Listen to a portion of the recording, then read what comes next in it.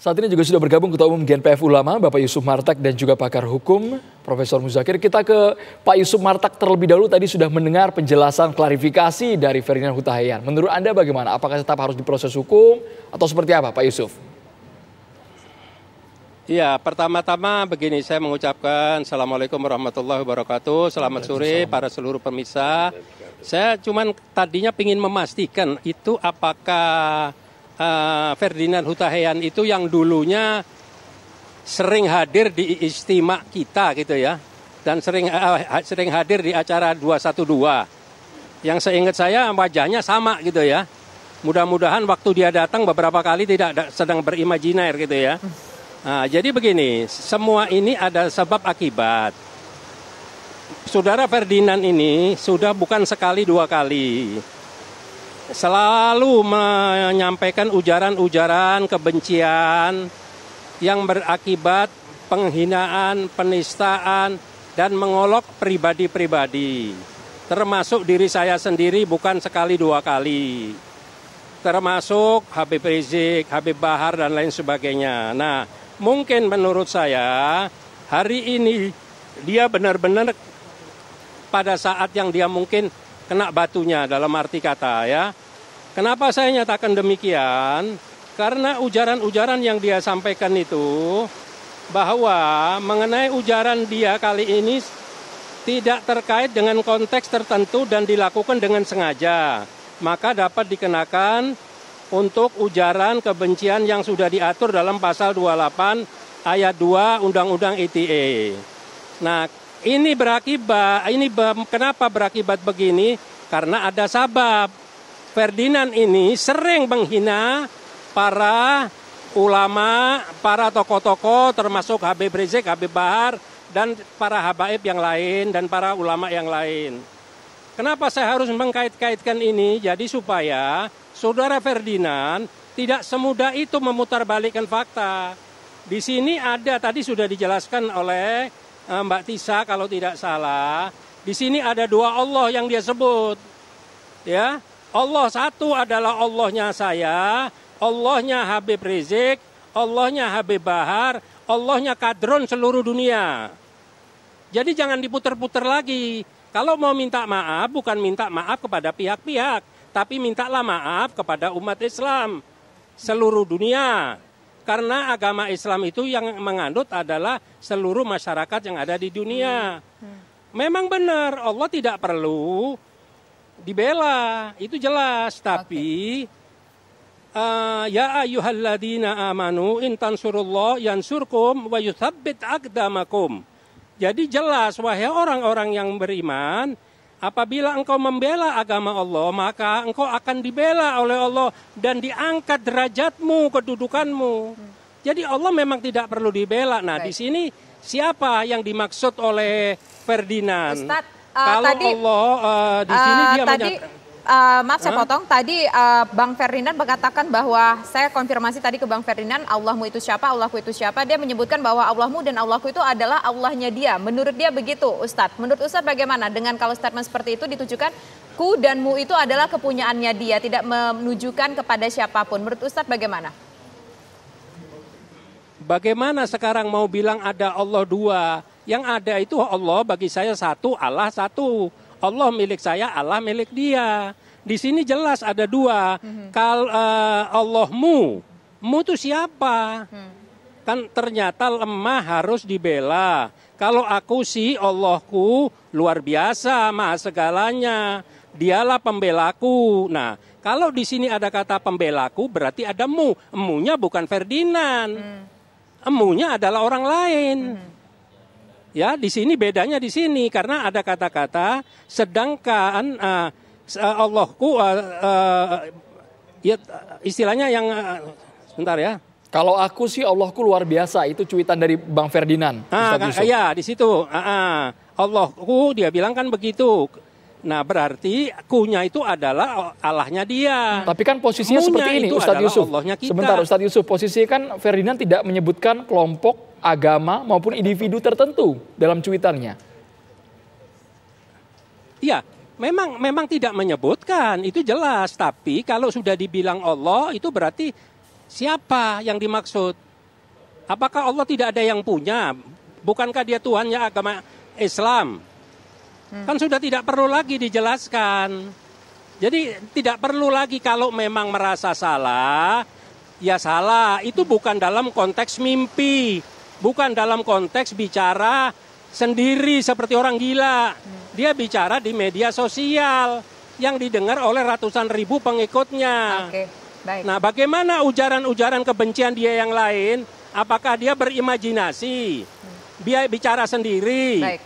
Yang dia pernah bilang mau mengajak rakyat Indonesia sebesar 100 sekian puluh juta menyerang saya. Baik. Emang berapa ya jumlah? Kalau 140 juta dia mau memimpin umat Islam seluruh Indonesia. Baik, Kan nggak kita ketemu. dapat poinnya Ustadz. Jadi karena ini udah sering, poinnya lebih baik menyadari. Jangan semua perbuatan, perlakuan baik yang baik maupun yang negatif, setiap dari kelompok-kelompok yang dia tidak suka langsung diserang. Ya baik nanti ada namanya gubernur Anies diserang, semua diserang. Jadi Baik. saya juga bingung sama Ferdinand ini mau kemana arahnya. Mau kemana Dulu, arahnya, bagaimana pinter sudut pakai pandang peci hukumnya. hitam. Nanti akan Iya. kita dengar dari sudut pandang Prof. Muzakir. Usai jeda berikut pemirsa, kami kembali sesaat lagi. Kita ingin ke Prof. Muzakir. Pemirsa, Prof, ucapan dari Ferdinand Huta Hayan ini bisa dijerat dengan hukum nggak? Meskipun Ferdinand tadi sudah menjelaskan alasannya, maksudnya apa yang ia sampaikan di Twitter itu. Jadi kalau saya berpendapat begini sebelumnya ya.